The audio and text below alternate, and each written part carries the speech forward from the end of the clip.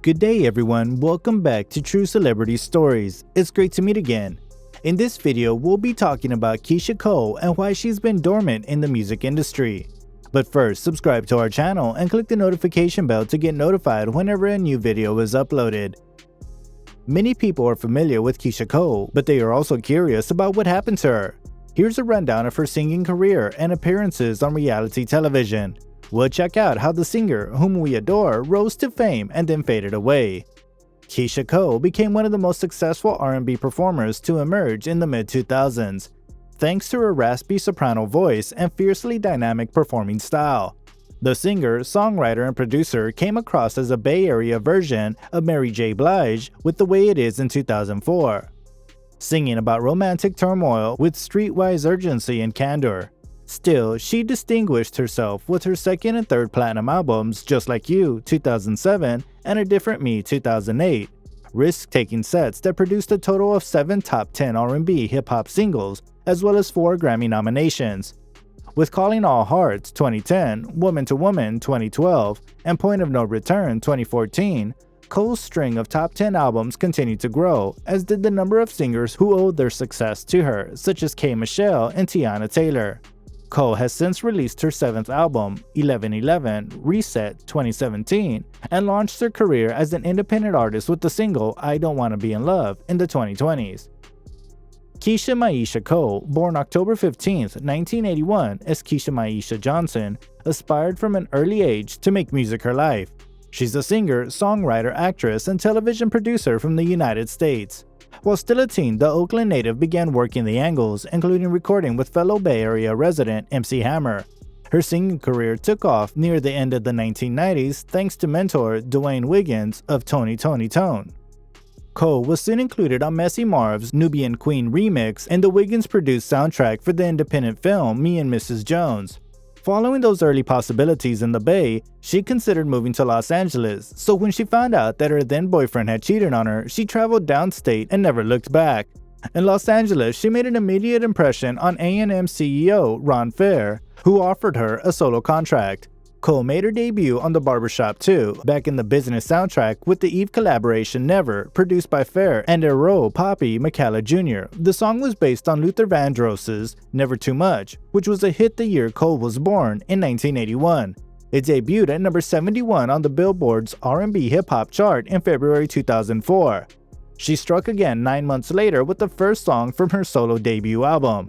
I Changed My Mind, penned with John Legend and Kanye West as co-producer, became a hit song.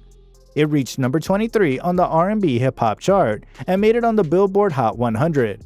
Cole returned to the charts with another teaser, I Just Want It to Be Over, before releasing her debut album, The Way It Is, in June 2005. The set proved that she has a streetwise edge over the great majority of her contemporary R&B counterparts, with more in common with Mary J. Blige, Monica, and Jaheim than Ciara, Beyonce, and Mario. The Way It Is, her debut album, was released in 2005. 5 singles were released from the album: Never, I Changed My Mind, I Just Want It to Be Over, I Should Have Cheated, and Love. The Way It Is debuted at number 6 on the Billboard 200 and yielded 2 other massive singles that reached top 10 R&B hip-hop and became top 40 hits. The albums The Way It Is and Love were eventually certified platinum by the Recording Industry Association of America, RIAA. Cole released her second album, Just Like You, after A&M went bankrupt in 2007. On the Billboard 200, the album debuted at number 2 and peaked at number 2. At the 50th Grammy Awards, it was nominated for Best Contemporary R&B Album. In the United States, the album has sold 1.7 million copies and has been certified platinum. Keyshia Cole and her music ultimately made their way to reality television. Keyshia Cole, The Way It Is, a reality documentary series in which she stars. The Way It Is, which aired on BET from 2006 to 2008, was a drama series on the network.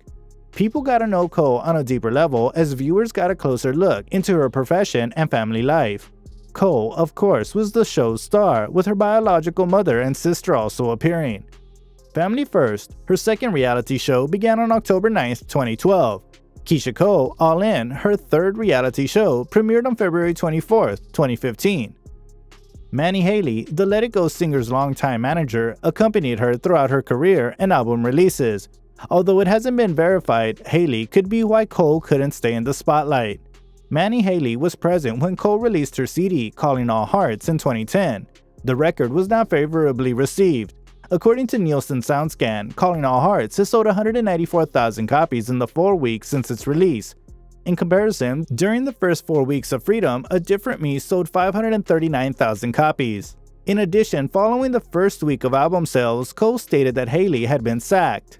Would like for you people to know that Manny Haley is no longer my management, Cole, 29, wrote on Twitter on January 17th in the afternoon. She followed up half a day later saying, "If the people around you won't change, change the people around you." Though it was never confirmed that Haley was to blame for Cole's fourth album's failure, the manager was lately again in the news. Other musicians represented by Haley include Nicki Minaj and Young Thug. Manny Haley was sacked in 2017 after being accused of stealing. Thug's business manager, David Weiss, has been charged with attempting to withdraw $210,473.76 from the rapper's corporate account using his credit cards.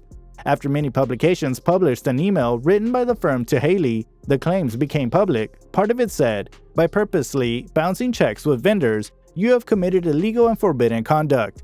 You have committed an unlawful criminal act by allowing and forging a signature on an employee of my firm's credit card and signing a contract.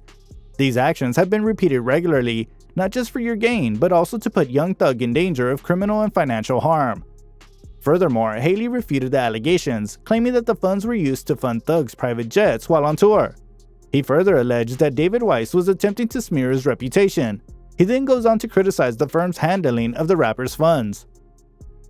Cole announced her retirement from the music business in March 2021, following the release of her final studio album. Cole told the news on Twitter in response to a fan account congratulating her on her success of her new track. On March 17, 2021, she tweeted, "I'm retiring." When fans began asking questions, Cole reacted by saying that she was retiring due to her children. "I'm not exaggerating," she answered the skeptics. "Every time you think I'm being hacked, you think I'm being hacked." Many fans assumed that the statement meant there would be no new album, but Cole made sure that everyone knew she was still working on it.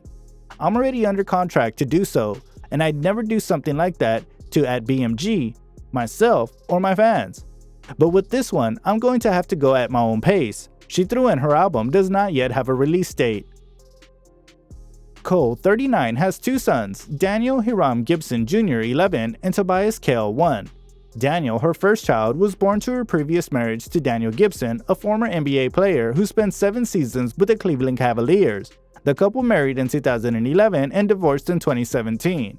Tobias, Cole's newest child, is the result of her prior relationship with the musician Nico Cale. However, the two are no longer together. Cole's biological mother, Frankie Lons, died on her birthday, July 19, 2021, according to reports. Lons died of a heroin overdose at her Oakland home on Sunday, July 18th, after a long battle with addiction, according to Cole's brother Sam. Lons had reached her 60-day sobriety milestone back in March. When Lons died, she was 61 years old. Cole was given up for adoption by Lons and her biological father, Virgil Hunter, when she was younger. Cole and her mother reconnected throughout her adult life after being raised by family friends over the years, and she has been supporting her mother's sobriety struggle ever since. We've made it to the end of this video, so what do you think? What do you guys think caused Keyshia Cole to fade away? Please let us know in the comment section. If you enjoyed the video, make sure you drop a like and subscribe. Oh, and turn on post notifications. Now, if you'll excuse me, thank you for watching. I'll see you in the next video.